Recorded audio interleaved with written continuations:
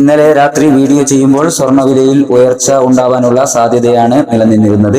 ഇന്നലെ രാവിലെ സ്വർണ്ണവില പ്രഖ്യാപിക്കുമ്പോൾ അന്താരാഷ്ട്ര മാർക്കറ്റിൽ ഔൺസിന് $4,500 പരിധിയിലായിരുന്ന സ്വർണ്ണവില $4,538 പരിധിയിലാണ് എത്തി നിൽക്കുന്നതെങ്കിലും മറ്റ് ഘടകങ്ങൾ പരിഗണിക്കുമ്പോൾ കേരള വിപണിയിൽ ഇടിവാണ് രേഖപ്പെടുത്തിയിരിക്കുന്നത്.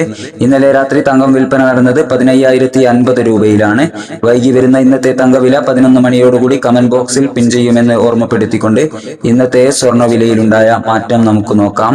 ഇന്ന് 30/5/2026 ഇന്നത്തെ 22 കാരറ്റ് സ്വർണ്ണവിലയിൽ പവന് 440 രൂപ കുറഞ്ഞിരിക്കുന്നു.